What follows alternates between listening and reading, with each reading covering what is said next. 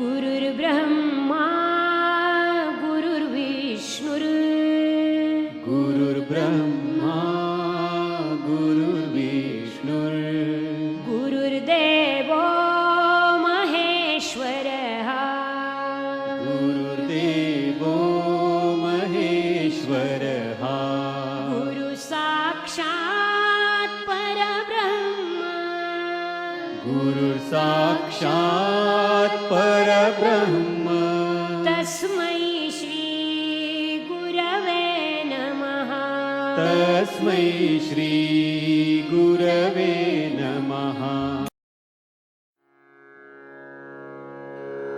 ॐ नमो भगवते वासुदेवाय ॐ नमो भगवते वासुदेवाय ॐ नमो भगवते वासुदेवाय ॐ नमो भगवते वासुदेवाय ॐ नमो भगवते वासुदेवाय वासुदेवाय वासुदेवाय। प्रेम से बोलो श्री कृष्ण भगवान की जय, भोलेनाथ भंडारी की जय। प्यारे भक्तों, मित्रों, श्री हरि सचित्र श्री भागवत सुधा सागर सुख सागर भगवान वेद व्यास कृत श्रीमद् भागवत 12 स्कंदों की सरल हिंदी व्याख्या श्लोक सहित प्रस्तुति की जा रही है। आचार्य श्री राजेंद्र कुमार सूर्यवंशी भगवान श्री कृष्ण नारायण की चरणों की धूल उनके शिष्य उनके मुख द्वारा भगवान विष्णु नारायण श्री कृष्ण समस्त मुनि ऋषियों की ओर से आपको दिव्य प्रसाद प्राप्त करवा रहे हैं।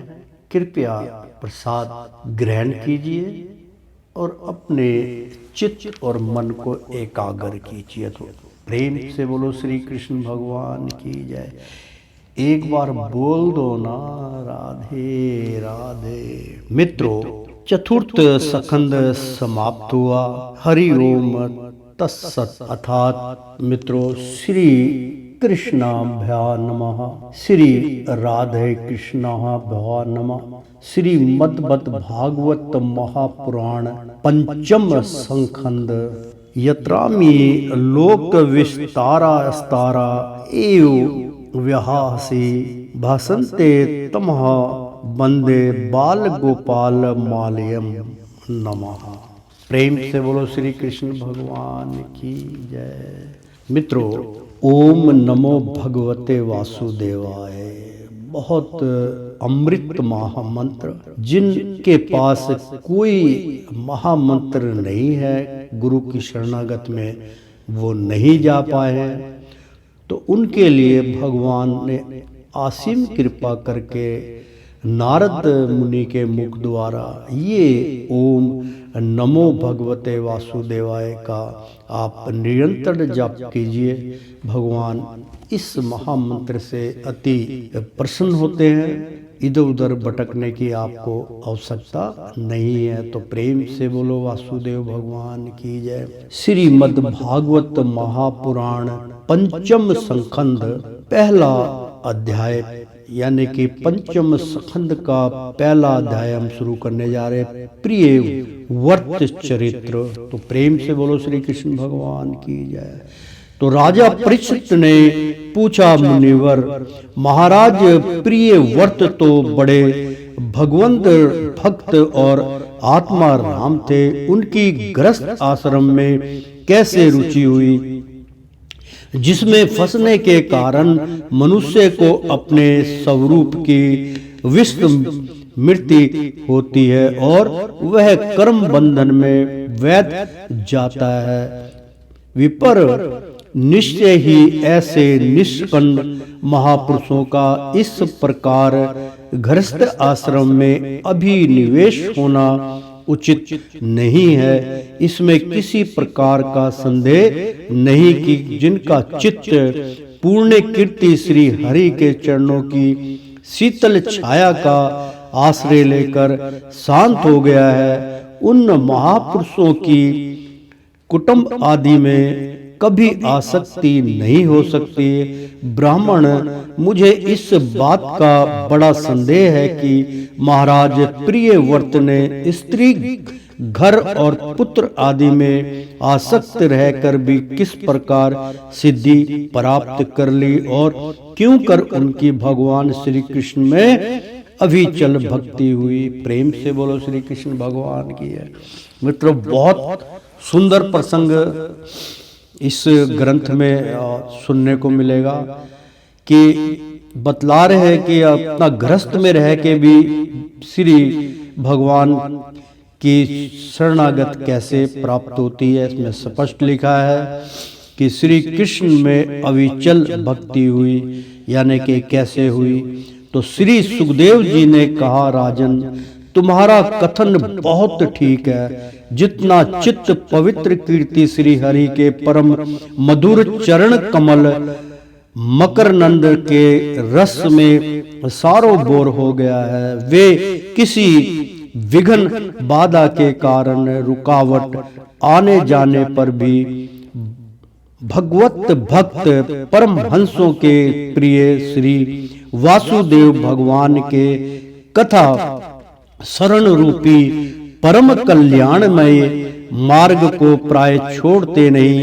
राजन, राजकुमार प्रियव्रत बड़े भक्त थे। श्री नारद जी के चरणों की सेवा करने से उन्हें सहज में ही परमार्थ तत्व का बोध हो गया था। वे ब्रह्म सत्र की दीक्षा निरंतर ब्रह्माभ्यास से में जीवन बिताने का नियम लेने वाले ही थे कि उसी समय उनके पिता स्वयंभू मनु ने उन्हें पृथ्वी पालन के लिए शास्त्र में बताए हुए सभी श्रेष्ठ गुणों से पूर्णतया संपन्न देख राज्य शासन के लिए आज्ञा दी।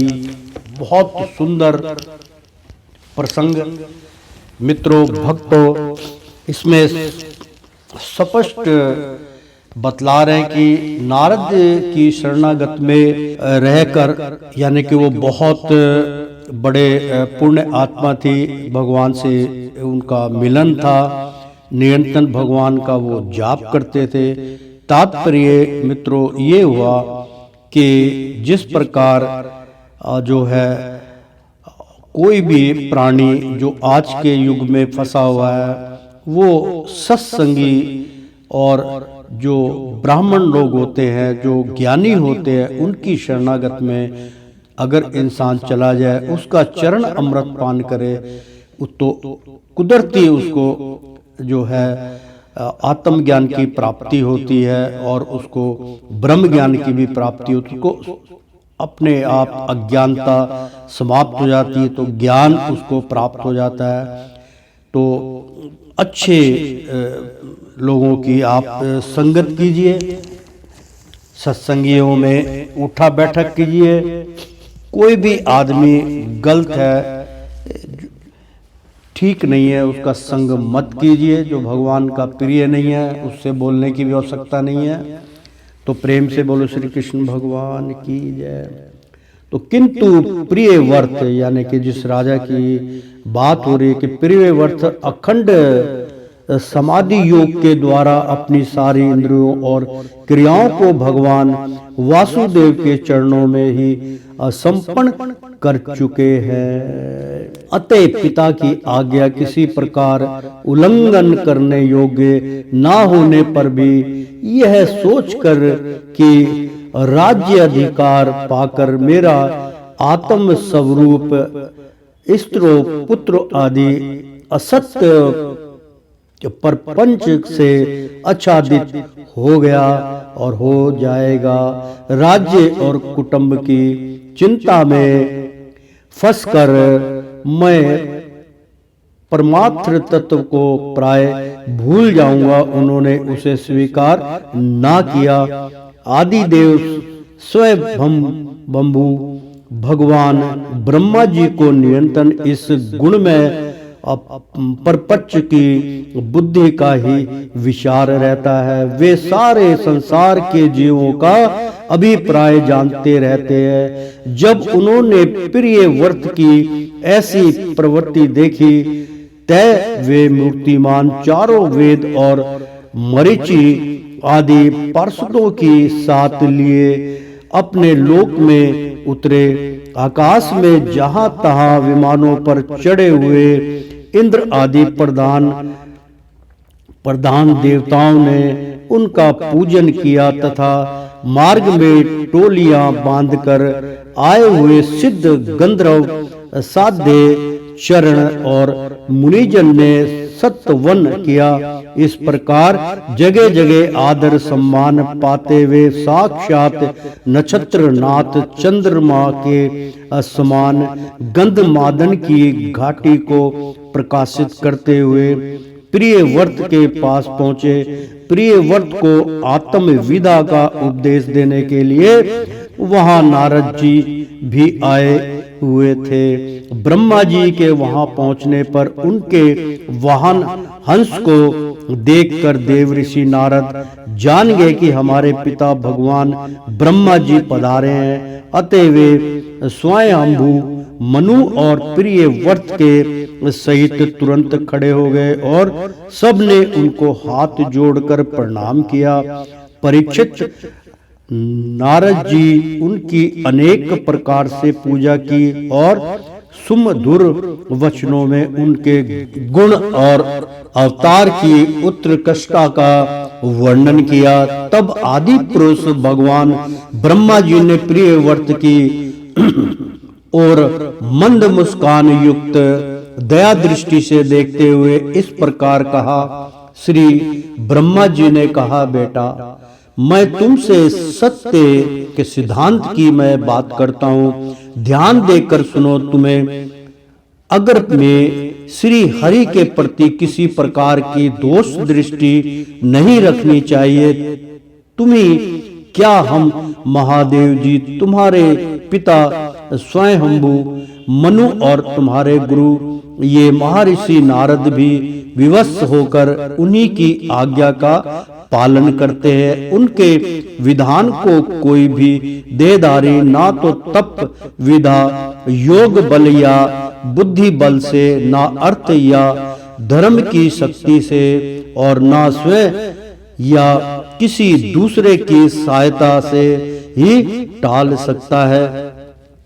प्रिय वर उसी अव्यक्त ईश्वर के दिए हुए शरीर को सब जीव जन्म मरण शोक मोह भय और सुख दुख का भोग करने तथा कर्म करने के लिए सदा धारण करते हैं। वस्तुतः इस जिस प्रकार रस्सी से नथा हुआ पशु मनुष्य का बोझ ढोता है, उसी प्रकार परमात्मा की वेदवाणी रूप बड़ी रस्सी में सत्यवादी गुण, सत्यवत आदि कर्म और उनके ब्रह्म आदि वाक्यों की मजबूत डोरी से जकड़े हुए हम सब लोग उन्हीं के इच्छा अनुसार कर्म में लगे रहते हैं और उसके द्वारा उनकी पूजा करते रहते हैं। हमारे गुण और कामों की यानी के कर्मों के अनुसार प्रभु ने हमें जिस योनि में डाल दिया है, उसी को स्वीकार करके वे जैसी व्यवस्था करते हैं, उसी के अनुसार हम सुख या दुख भोगते रहते हैं। हमें उनकी इच्छा का उसी प्रकार अनुसरण करना पड़ता है जैसे किसी अंधे को आंख वाले पुरुष का मुक्त पुरुष भी प्रारब्ध का भोग करता हुआ, यानी कि जो हमारा नसीब है, हमारा मुकद्दर है, मुक्त पुरुष भी प्रारब्ध का भोग करता हुआ भगवान की इच्छा के अनुसार अपने शरीर को धारण करता ही है। ठीक वैसे ही जैसे मनुष्य की निद्रा टूट जाने पर भी और सौपन में अनुभव किए हुए पदार्थों का स्मरण होता है, इस अवस्था में भी उसको अभिमान नहीं होता और विषय वासना के जिन संस्कारों के कारण दूसरा जन्म होता है, उन्हें वह स्वीकार नहीं करता। जो पुरुष इंद्रियों के वशीभूत है, वह वन वन में विचरता करता रहे तो भी उसे जन्म मरण का भय बना ही रहता है, क्योंकि बिना जीते हुए मन और इंद्रियां रूपी उसके 6 शत्रु कभी उसका पीछा नहीं छोड़ते। जो बुद्धिमान पुरुष इंद्रियों को जीतकर अपनी आत्मा में ही रमण करता है, उसका गृहस्थ आश्रम भी क्या बिगाड़ सकता है। जिसे इन 6 शत्रुओं को जीतने की इच्छा हो, वह पहले घर में रहकर ही उनका अत्यंत निरोध करते हुए उन्हें वश में करने का प्रयत्न करे। किले में सुरक्षित रहकर लड़ने वाला राजा अपने प्रबल अस्त्रों को भी जीत लेता है।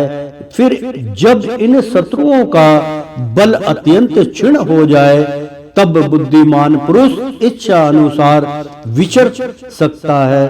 तुम यद्यपि श्री कमलनाभ भगवान के चरण कमल की कली रूप किले के आश्रित रहकर इन 6 शत्रुओं को जीत चुके हो, तो भी पहले उन पुराण पुरुषों के दिए हुए भोगों को भोगो। इसके बाद निस्संग होकर अपने आत्म स्वरूप में स्थित हो जाना।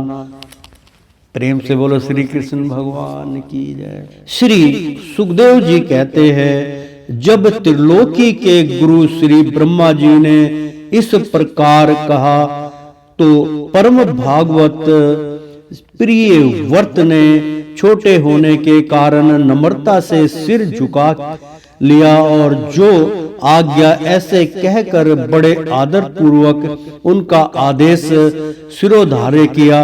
तब स्वयं शंभु मनु ने प्रसन्न होकर भगवान ब्रह्मा जी के विधिवत पूजा की। इसके पश्चात वे मन और वाणी के अविषय अपने आश्रय तथा स्वर्ग व्यापी हार स्थित ब्रह्म पर ब्रह्मा का चिंतन करते हुए अपने लोक को चले गए। इस समय प्रिय व्रत और नारद जी सरल भाव से उनकी ओर देख रहे थे। मनु जी ने इस प्रकार ब्रह्मा जी की कृपा से अपना मनोरथ पूर्ण हो जाने पर देव ऋषि नारद की आज्ञा से प्रिय व्रत को संपूर्ण भूमंडल की रक्षा का भार सौंप दिया और स्वयं विषय रूपी विषैले जल से भरे हुए ग्रस्त आश्रम रूपी दुस्तर जलाशय की भोगेच्छा से निवृत्त हो गए। अब पृथ्वी पति महाराज प्रिय व्रत भगवान की इच्छा से राज्य शासन के कार्य में नियुक्त हुए, जो संपूर्ण जगत को बंधन से छुड़ाने में अत्यंत समर्थ है। उन आदि पुरुष श्री भगवान के चरण युगल का निरंतर ध्यान करते रहने से यद्यपि उनके राग आदि सभी मल नष्ट हो चुके थे और उनका हृदय भी अत्यंत शुद्ध था, तथापि बड़ों का मान रखने के लिए वे पृथ्वी का शासन करने लगे। तदंतर उन्होंने प्रजापति विश्वकर्मा की पुत्री ब्रह्ममती से विवाह किया। ब्रह्ममती उसकी विश्वकर्मा की पुत्री थी। उसका नाम का यहाँ पे उल्लेख है, बहुत सुंदर उल्लेख है कि विश्वकर्मा की पुत्री बहिष्मती से विवाह किया। उससे उनके 10 पुत्र हुए। वे सब उन्हीं के समान शीलवान, गुणी, कर्मनिष्ठ, रूपवान और पराक्रमी थे। उनसे छोटी ऊर्जा सवती नाम की एक कन्या भी हुई। पुत्रों के नाम अग्निद्र, इंद्रमजीव, यज्ञबाहु, महावीर, हिरण्य रेता, घृत पृष्ठ, सवन, मेघातिथि, वितिहोत्र और कवि थे। ये सब नाम अग्नि के भी हैं। इनमें कवि, महावीर और सवन ये 3 नौसिक ब्रह्मचारी हुए। उन्होंने बाल अवस्था से आत्मविद्या का अभ्यास करते हुए अंत में संन्यास आश्रम ही स्वीकार किया। इन निवृत्ति परायण महर्षियों ने संन्यास आश्रम में ही रहते हुए समस्त जीवों के अधिष्ठान और भगवंत बंधन से डरे हुए लोगों को आश्रय देने वाले भगवान वासुदेव के परम सुंदर चरण विंदों का निरंतर चिंतन किया।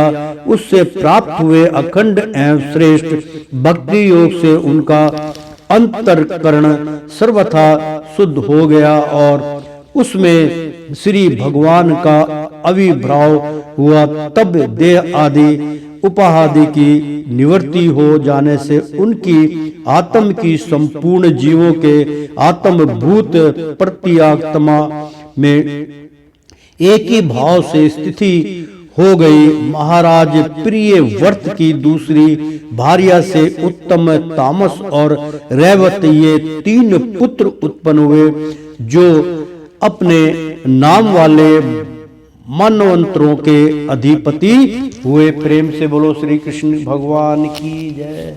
मित्रों, यहाँ पर बहुत सुंदर प्रसंग है कि बार बार हमें उल्लेख मिल रहा है इसमें, तो आप कृपया इस उल्लेख का ज्यादा खंडन मत कीजिएगा। समझने की जरूरत नहीं है, मैं आपको स्वयं समझाता हूं कि जो महापुरुष वे देवगण से देवता ही उत्पन्न होते हैं।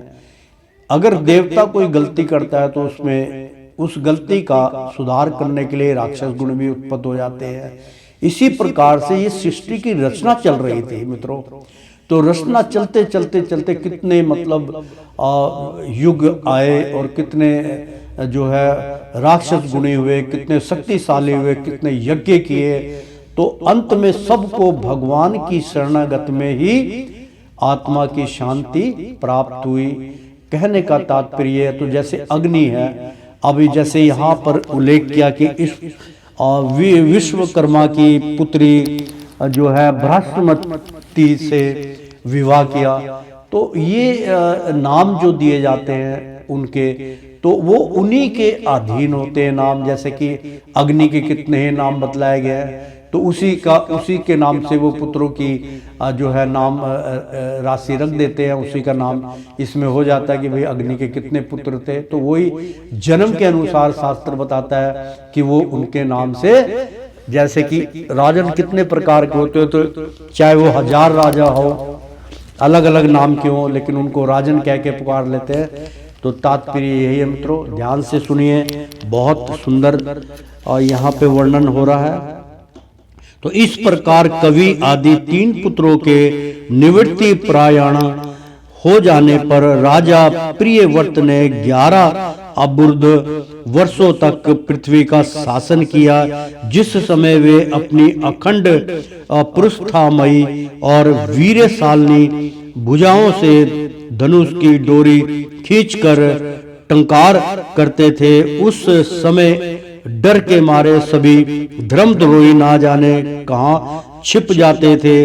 प्राण प्रिय बृहस्पति के दिन दिन बढ़ने वाले आमोद प्रमोद और अभियुक्त नादी कीड़ाओं के कारण तथा उसके स्त्री जनित हाव भाव लज्जा से संक्लिचित मंद आशय युक्त चित्त वन और मन को भाने वाले विनोद आदि से महामना प्रिय वर्त विवेकहीन व्यक्ति की भांति आत्म विस्मृत से होकर सब भोगों को भोगने लगे, किंतु वास्तव में ये उनमें आसक्त नहीं थे। एक बार इन्होंने जब यह देखा कि भगवान सूर्य सुमेरु की परिक्रमा करते हुए लोकालोक पर्यंत पृथ्वी के जितने भाग को आलोकित करते हैं, उसमें से आधा ही प्रकाश में रहता है और आधे में अंधकार छाया रहता है, तो उन्होंने इस पार्षद इसे पसंद नहीं किया। तब उन्होंने यह संकल्प लेकर कि मैं रात को भी दिन बना दूंगा, सूर्य के समान ही वेगवान एक ज्योतिषमय रथ पर चढ़कर द्वितीय सूर्य की ही भांति उनके पीछे पीछे पृथ्वी के 7 परिक्रमाएं कर डाली। भगवान की उपासना से उनका अलौकिक प्रभाव बहुत बढ़ गया था। उस समय उनके रथ के पहियों से जो लोग लीके बनी वे ही 7 समुद्र हुए। उनसे पृथ्वी में 7 द्वीप हो गए।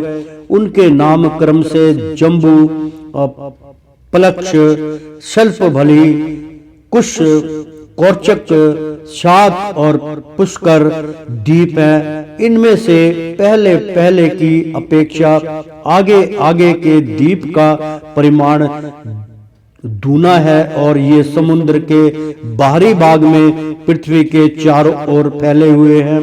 7 समुद्र क्रम से खारे जल, ईख के रस, मदिरा, घी, दूध, मट्ठे और मीठे जल से भरे हुए हैं। ये 7 द्वीपों की खाइयों के समान है और परिमाण में अपने भीतर वाले द्वीप के बराबर है। इनमें से एक एक क्रम से अलग अलग 7 द्वीपों को बाहर से घेर कर स्थित है।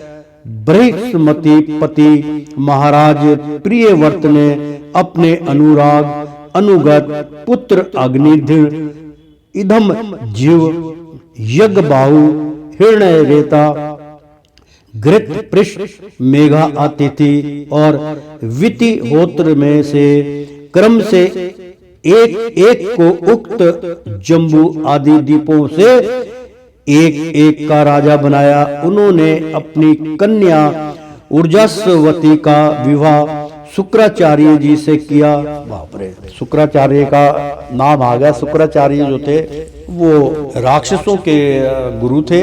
शुक्राचार्य बहुत शक्तिशाली थे। तो ऊर्जास्वती का विवाह, छोटी कन्या थी, उनका विवाह जो है शुक्राचार्य जैसे से किया। उसी से शुक्र कन्या देवयानी का जन्म हुआ। राजन जिन्होंने भगवान चरणीय विंदों की यानी के भगवान चरण रवि विंदों की रज के प्रभाव से शरीर के भूख, प्यास, शोक, मोह और जरा मृत्यु इन 6 गुणों को अथवा मन के सहित 6 इंद्रियों को जीत लिया है। प्रेम से बोलो श्री कृष्ण भगवान की जय। अर्थात मित्रों, इसका थोड़ा सा उच्चारण है, मैं बतला देता हूँ। इनका कर्म इस प्रकार समझना चाहिए। पहले जम्बू द्वीप है, उसके चारों ओर 4 समुद्र हैं। वह पलक्ष द्वीप के से घिरे हुए हैं। उनके चारों ओर ईख के रस का समुद्र है। उसे सलम मलिन द्वीप घेरे हुए हैं। उसके चारों ओर मदिरा का समुद्र है। फिर कुश द्वीप है, वह घी के समुद्र से घिरा हुआ है, यानी कि उसमें ऑयल वगैरह निकलता होगा। उसके बाहर कौच द्वीप है, उसके चारों ओर दूध का समुद्र है। फिर साक द्वीप है, उसे मट्ठे का समुद्र घेरे हुए है। उसके चारों ओर पृथ्वी द्वीप है, वह मीठे जल के समुद्र से घिरा हुआ है। प्रेम से बोलो श्री कृष्ण भगवान की जय।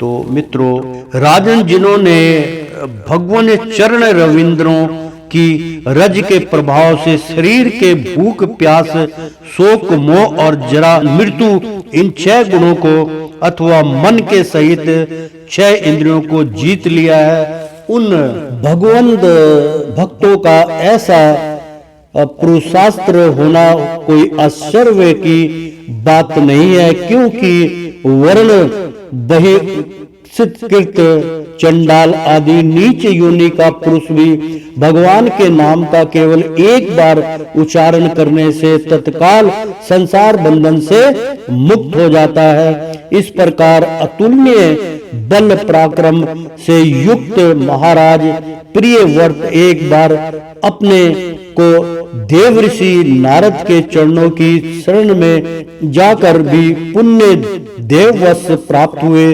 पंचम प्रपंच में फंस जाने से प्रशांत सा देख मन ही मन विकृत होकर इस प्रकार कहने लगे, ओ बड़ा बुरा हुआ, मेरी विषय लोक लुप इंद्रियों ने मुझे इस अविद्या जनित विषय रूप अंधकार कूप में गिरा दिया।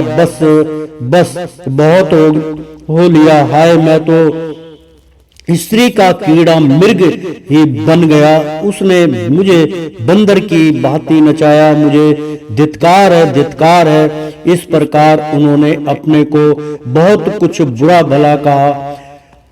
परमाद्य श्री हरि की कृपा से उनकी विवेक वृत्ति जागृत हो गई। उन्होंने यह सारी पृथ्वी यथा योग्य अपने अनुगत पुत्रों को बांट दी और जिनके साथ उन्होंने तरह तरह के भोग भोगे थे, उस अपनी राजरानी को साम्राज्य लक्ष्मी के सहित और मृतदेह के समान छोड़ दिया तथा हृदय में वैराग्य धारण कर भगवान की लीलाओं का चिंतन करते हुए उनके प्रभाव से श्री नारद जी के बतलाए हुए मार्ग का पुण्य अनुसरण करने लगे। प्रेम से बोलो श्री कृष्ण भगवान की है। अर्थात मित्रों, बहुत सुंदर प्रसंग था। तात्पर्य ये हुआ कि वो ऐसे राजन जो थे वो ऐसे फंस चुके थे गृहस्थ के आश्रम में स्त्री से कीड़ा करना, यानी कि स्त्री के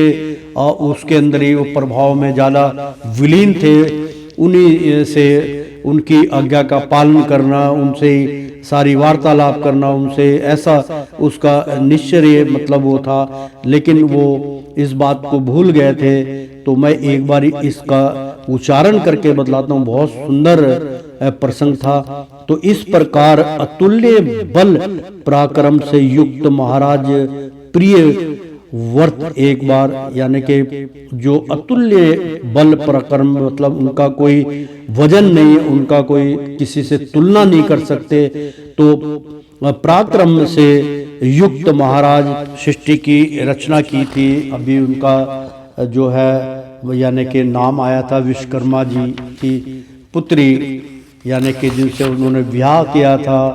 तो बृहस्पति से उनका ब्याह हुआ था। तो वो भी बहुत शक्तिशाली थे। तो प्रक्रम से युक्त महाराज प्रिय वर्त एक बार अपने को देव ऋषि नारद के चरणों की शरण में जाकर भी पुण्य देववश प्राप्त हुए। पंच परपच में फंस जाने से आशांत सा देख, यानी कि वो देव ऋषि की शरणागत में भी गए तो लेकिन देववश, यानी कि वो बहुत उनका ऐसे अपनी परिवार के प्रति बहुत वशीकरण था। तो परपच में फंस गए, मतलब बहुत पचखंड में उनके फंस गए कि मैं क्या करूं, इधर जाऊं या उधर जाऊं। जाने से अशांत सा देख और अशांत हो गए। मन ही मन विरक्त, यानी कि मन ही मन वो विपरीत सोचने लगे होकर इस प्रकार कहने लगे, ओ बड़ा बुरा हुआ, यानी कि अपने आप को कहने लगे कि बहुत बुरा हुआ। मेरी विषय लोलुप, जो मेरा विषय था वो लोलुप इंद्रियों ने मुझे मतलब जो है लालच में फंसा लिया। इंद्रियों का मैंने भोग किया तो मुझे इस अविद्या जनित विषम विषय रूप अंधकूप में गिरा दिया, यानी कि अंधकार में वो चले गए। बस बहुत हो लिया। हाय मैं तो स्त्री का कीड़ा मार्ग ही बन गया, यानी कि स्त्री के साथ ही मैं रह के बस उसी के साथ खेल कूद या उसी के मत में चूर हो गया। तो उसने मुझे बंदर की भांति नचाया। मित्रों, बहुत अच्छा प्रसंग था कि स्वयं वो खुद कह रहे हैं, प्रियवर्त राजन थे, वो सब कुछ शक्ति प्राप्त करने के बाद भी तो स्त्री के चक्कर में पड़ के वो जो है राजा से, यानी कि उनके बाद जो पराक्रम था उससे जो महाराज कहलाते थे, बलधारी थे, वो आस्ते आस्ते स्त्री के में कीड़ा मर्ग के समान उनके साथ ज्यादा वो मिलाप करने लगे और शक्तिहीन होने लगे। उसने मुझे बंदर की भांति नचाया, यानी कि स्त्री ने अभी इधर चले जाओ, ये कर लो वो कर लो, मुझे धिक्कार है, यानी कि अपने आप को कि यार मैं कुछ नहीं कर पाया, प्रभु का नाम नहीं लिया, मुझे धिक्कार है धिक्कार है। इस प्रकार उन्होंने अपने को बहुत कुछ बुरा भला कहा क्योंकि पश्चाताप जब इंसान को होता है कि जिसके लिए मैंने अपने प्राण अंत कर दिए, जिसके लिए मैंने सारी जिंदगी बिता दी, उसने मुझे पल भर के लिए भी प्रेम या प्यार नहीं किया, सिर्फ स्वार्थ किया, तो उस स्वार्थ से मैं दूर नहीं भाग पाया। अगर मैंने हरि और भगवान श्री कृष्ण से नेहा प्रेम लगाया होता, किया होता, तो आज मुझे उसका फल प्राप्त होता। तो परमाराध्य श्री हरि की कृपा से उनकी विवेक वृत्ति जागृत हो गई, यानी कि फिर भगवान ने उनके ऊपर कृपा करके तो विवेक वृत्ति जो वो भूल चुके थे वो उनको दोबारा से जागृत हो गई। उन्होंने यह सारी पृथ्वी यथा योग्य अपने अनुगत पुत्रों को बांट दी और जिनके साथ उन्होंने तरह तरह के भोग भोगे थे, उस अपनी राज रानी को साम्राज्य जल लक्ष्मी के सहित मृत देह के समान छोड़ दिया कि ये अब मैंने इसको छोड़ दिया है। मेरे यानी कि किसी चीज का त्याग करना होता है तो कि जैसे कि मृत्यु के पश्चात उसका कोई लेना देना नहीं होता, वो मुड़ के वापस नहीं आती, इसी प्रकार से उसका त्याग करना चाहिए। तात्पर्य ये हुआ मित्रों। तो उन्होंने अपनी धर्म पत्नी बहुत लक्ष्मीवान थी, उसका भी उन्होंने त्याग कर दिया, छोड़ दिया, मतलब उसको मित्र देह के समान, यानी कि ये मरी हुई है, इससे मेरा कोई लिंक नहीं है, समान छोड़ दिया तथा हृदय में वैराग्य धारण कर, यानी कि हृदय में परमात्मा के प्रति वैराग्य धारण कर लिया, एक अटूट शक्ति अपने आप में प्रवेश की। तो भगवान की लीलाओं का चिंतन करते हुए उसके प्रभाव से श्री नारद जी के बतलाए हुए मार्ग का पुण्य अनुसरण करने लगे। प्रेम से बोलो श्री कृष्ण भगवान की जय। तो महाराजा प्रियव्रत के विषय में निम्नलिखित लोकाशक्ति प्रसिद्ध है। राजा प्रियव्रत ने जो कर्म किए उन्हें स्वर शक्तिमान ईश्वर के सिवा और कौन कर सकता है। उन्होंने रात्रि के अंधकार को मिटाने का प्रयत्न करते हुए अपने रथ के पहियों से बनी हुई लीकों से ही 7 समुद्र बना दिए। प्राणियों के सुशोभित के लिए, यानी कि उनकी सुविधा के लिए, जिसमें उन्होंने परस्पर झगड़ा ना हो, दीपों के द्वारा पृथ्वी के विभाग किए और प्रति एक दीप में अलग अलग नदी, पर्वत और वन आदि से उसकी सीमा निश्चित कर दी। वे भगवान भक्त नारद जी के प्रेमी भक्त थे। उन्होंने पाताल लोक के, देवलोक के, मृत्यु लोक के तथा कर्म और योग की शक्ति से प्राप्त हुए ऐश्वर्य को भी नरक तुल्य समझा था। प्रेम से बोलो श्री कृष्ण भगवान की जय। तो मित्रों, श्रीमन नारायण नारायण हरि हरि, तेरी लीला सबसे न्यारी न्यारी, बोलो हरि हरि। एक बार बोल दो ना राधे राधे। मित्रों भक्तों, पंचम स्कंद का पहला अध्याय समाप्त हुआ। दूसरा अध्याय हम शुरू करने जा रहे हैं। ध्यान से इस प्रसाद को ग्रहण कीजिए। अग्निध्र चरित्र।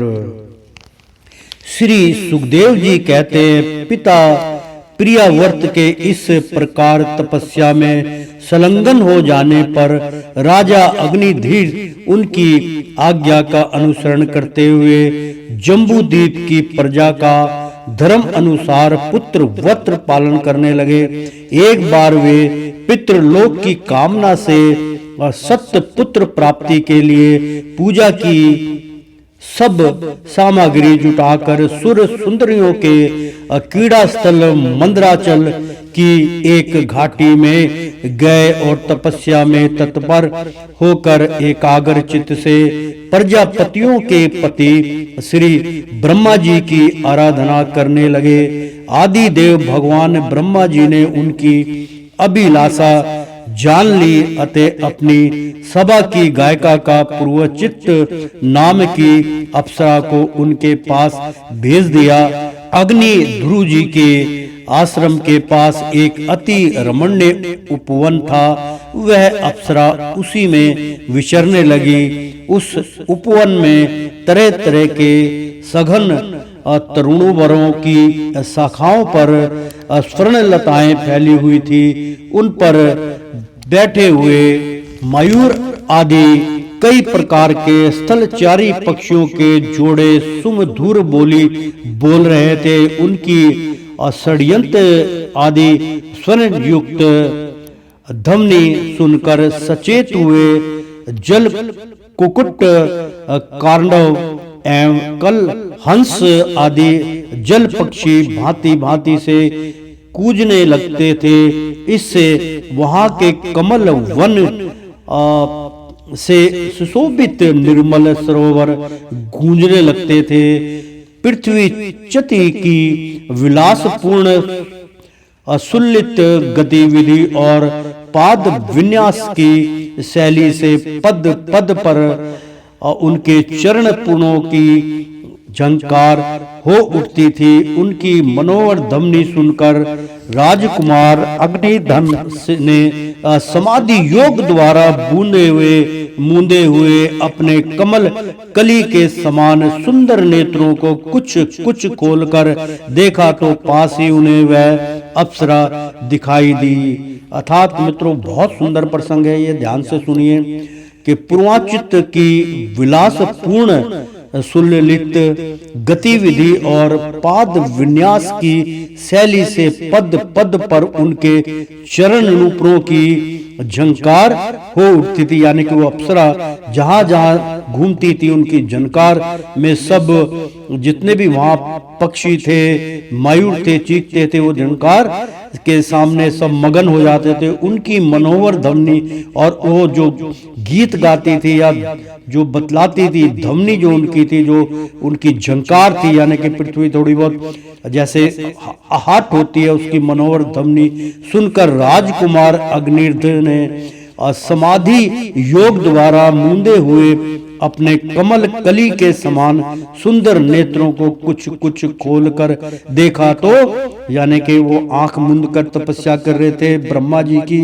तो उनको झंकार जब नजर आई तो और वो मगन हो गए। उन्होंने कहा ऐसा सुंदर वातावरण कैसे हो रहा है, ऐसी मधुर वाणी का कैसे आभास हो रहा है। तो नेत्रों को कुछ कुछ खोलकर देखा तो पास ही उन्हें वह अप्सरा दिखाई दी। वह ब्रह्मणी के समान एक एक फूल के पास जाकर उसे सूंघती थी तथा देवता और मनुष्य के मन और नैनों को आह्लादित करने वाली अपनी विलासपूर्ण गति, कीड़ा चापल्य, लज्जा एवं विनय युक्त चित्तवन, सुमधुर वाणी तथा मनोहर अंगाओं से पुरुष के हृदय में कामदेव के प्रवेश के लिए द्वारा सा बना देती थी। अर्थात में तो बहुत सुंदर प्रसंग है, ध्यान से सुनिएगा कि विनय युक्त चित्तवर यानी कि बहुत हर चीज से निपुण, चित्तवन यानी कि जो बहुत जवान और नौजवानों की तरह, तो सुमधुर बहुत अच्छी सुम थी, उसकी धुर थी, तो वाणी बहुत सुमधुर वाणी थी, मधुर वाणी थी तथा मनोहर अंगावयों से, यानी कि उसके अंग जो थे वो बहुत ही सुंदर थे और वो यौन थी। तो पुरुषों के हृदय में कामदेव के प्रवेश के लिए द्वार सा बना देती थी कि मेरे पास आओ, नजर तो मिलाओ। इस तरीके की उसकी व्याख्या थी। जब वह हंस हंस कर बोलने लगती तब ऐसा प्रतीत होता मानो उसके मुख से अमृत में मधु झर रहा है। उसके निश्वास के गंध से मद गंध होकर भौरे उसके मुख कमल को घेर लेते। तब वह उससे बचने के लिए जल्दी जल्दी पैर उठाकर चलती तो उसके कुचल कलश, वेणी और करधनी हिलने से बड़े ही सुहावने लगते। यह सब देखने से भगवान कामदेव को अग्निध्र के हृदय में प्रवेश करने का अवसर मिल गया और वे उनके अधीन होकर उसे प्रसन्न करने के लिए पागल की भांति इस प्रकार कहने लगे। प्रेम से बोलो श्री कृष्ण भगवान की जय। मुनिवर, तुम कौन हो? इस पर्वत पर तुम क्या करना चाहते हो? तुम परम पुरुष श्री नारायण की कोई माया तो नहीं हो? बाहों की ओर संकेत करके सके तुमने ये बिना डोरी के दो धनुष क्यों धारण कर रखे हैं? क्या इनसे तुम्हारा कोई अपना प्रयोजन है अथवा इस संसार रमण्य में मुझे जैसे मतवाले मृगों का शिकार करना चाहते हो? कटाक्षों को लक्ष्य करके तुम्हारे ये दो बाण तो बड़े सुंदर और पौने हैं। अहो, उनके कमल दल के पंख हैं, देखने में बड़े शांत और हैं भी पकहीन। यहाँ वन में विचरते हुए तुम इन्हें किस पर छोड़ना चाहते हो? यहाँ तुम्हारा कोई सामना करने वाला नहीं दिखाई देता।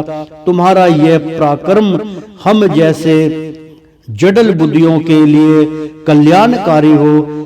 बहरों की ओर देखकर भगवान तुम्हारे चारों ओर जो ये शिष्य गण अध्ययन कर रहे हैं, वे तो निरंतर रहस्य युक्त समागम करते हुए मानो भगवान की स्तुति कर रहे हैं और ऋषि गण जैसे देव की शाखाओं का अनुसरण करते हैं। उसी प्रकार ये सब तुम्हारी चोटी से जड़े हुए पुष्पों का सेवन कर रहे हैं। मित्रों, ये सब बातें जो है मोहित कर रही है अप्सरा कि किसी प्रकार से ये मोहित हो जाए।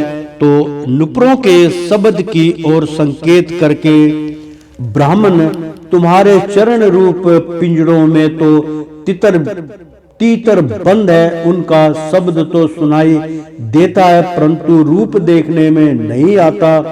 और करधनी सहित पीली साड़ी में अंग की क्रांति की उत्तरपेक्षा कर तुम्हारे पिताम्बरों पर यह कतम कुसुमों की सी आभा कहां से आ गई?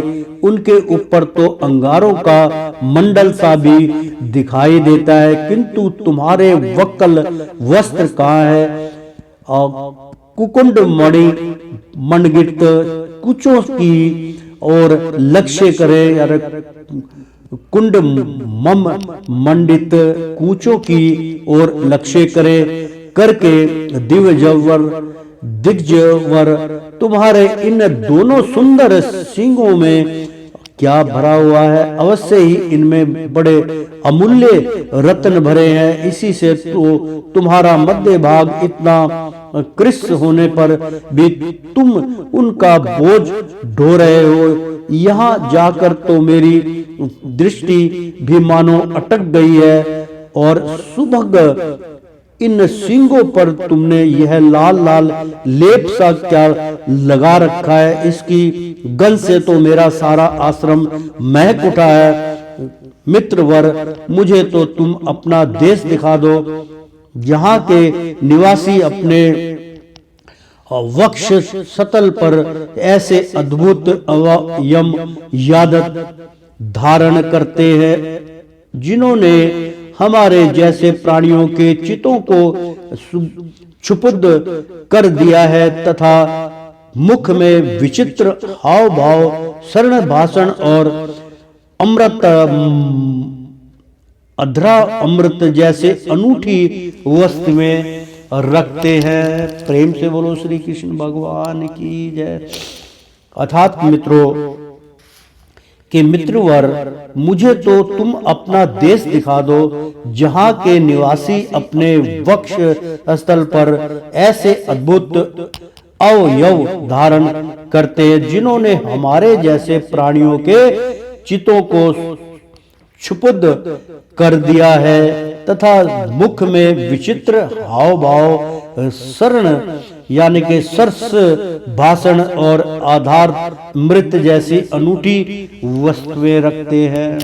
तो प्रिय वर, तुम्हारा भोजन क्या है जिसके खाने से तुम्हारे मुख से हवन सामग्री की सी सुगंध फैल रही है? मालूम होता है तुम कोई विष्णु भगवान की कला ही हो, इसीलिए तुम्हारे कानों में कहीं पलक ना मारने वाले मकर के आकार के 2 कुंडल हैं। तुम्हारा मुख एक सुंदर सरोवर के समान है, उसमें तुम्हारे चंचल नेत्र भय से कांपती हुई 2 मछलियों के समान, दंत पंक्ति हंसों के समान और घुंघराली अलकावली भौरों के समान शोभायमान है। तुम जब अपने करक कमलों से थपकी मारकर इस गेंद को उछालती हो, तब यह दिशा विशद दिशाओं में जाती हुई मेरे नेत्रों को तो चंचल कर देती है, साथ साथ मेरे मन को भी खलबली पैदा कर देती है। तुम्हारा बांका जटाजुट खुल गया है, तुम इसे संभालते नहीं। अरे यह द्रुत वायु कैसा दृश्य है जो बार बार तुम्हारी नीवी वस्त्र को उड़ा देता है। ततो धन तपस्वियों के तप को भ्रष्ट करने वाला यह अनूप रूप तुमने किस तप के प्रभाव भाव से पाया है? मित्र, आओ कुछ दिन मेरे साथ रहकर तपस्या करो, अथवा कहीं विश्व विस्तार की इच्छा से ब्रह्मा जी ने ही तो मुझ पर कृपा नहीं की है। सचमुच तुम ब्रह्मा जी की ही प्यारी देन हो, अब मैं तुम्हें नहीं छोड़ सकता। तुम में तो मेरे मन और नैन ऐसे उलझ गए हैं कि अनंतर जाना ही नहीं चाहते। सुंदर सिंहों वाली तुम्हारा जहां मन हो मुझे भी वहीं ले चलो। मैं तो तुम्हारा अनुचर हूँ और तुम्हारी ये मंडलमयी सखियां भी हमारे ही साथ रहे। श्री सुखदेव जी कहते हैं, राजन, अग्निध्र देवताओं के समान बुद्धिमान और स्त्रियों को प्रसन्न करने में बड़े कुशल थे। उन्होंने इसी प्रकार की रति चातुर्मयी मीठी मीठी बातों से उस अप्सरा को प्रसन्न कर लिया। वीर समाज में अग्रगण्य अग्निध्र की बुद्धिशील रूप अस्वस्थता, लक्ष्मी और उदारता से आकर्षित होकर वह उन जम्बूद्वीप अधिपति के साथ कई हजार वर्षों तक पृथ्वी और स्वर्ग के भोग भोगती रही। तदंतर नृपवर अग्निध्र ने उसके गर्भ से नाभि कुंपुरुष, हरिवर्ष, इलावर्त, रसयक, हिरण्मय, कुरु, भद्राक्ष और केतुमाल नाम के 9 पुत्र उत्पन्न किए। इस प्रकार 9 वर्ष में प्रति वर्ष एक के कर्म से 9 पुत्र उत्पन्न कर प्रणचिति उन्हें राजभवन में ही छोड़कर फिर ब्रह्मा जी के सेवा में उपस्थित हो गई।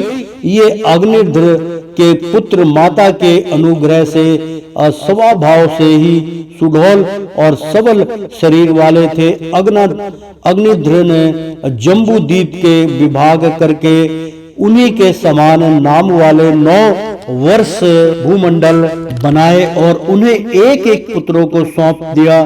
तब वे सब अपने अपने वर्ष का राज्य भोगने लगे।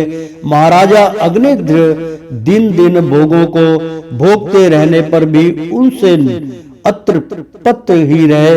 वे उस अप्सरा को ही परम पुरुषार्थ समझते थे, इसलिए उन्होंने वैदिक कर्मों के द्वारा उसी लोक को प्राप्त किया जहाँ पितृगण अपने सुकृतों के अनुसार तरह तरह के भोगों में मस्त रहते हैं। पिता के परलोक सिधारने पर नाभि आदि 9 भाइयों ने मेरु देवी प्रतिरूपा, उग्र दृष्टि, लता, रमण्या, श्यामा, नारी, भद्रा और देववती नाम की 9 कन्याओं से विवाह किया। प्रेम से बोलो श्री कृष्ण भगवान की जय।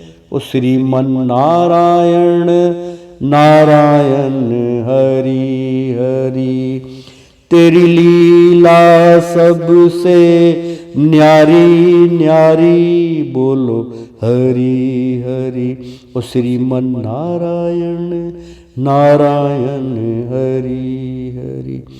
एक बार बोल दो ना राधे राधे कृष्णम कृष्णम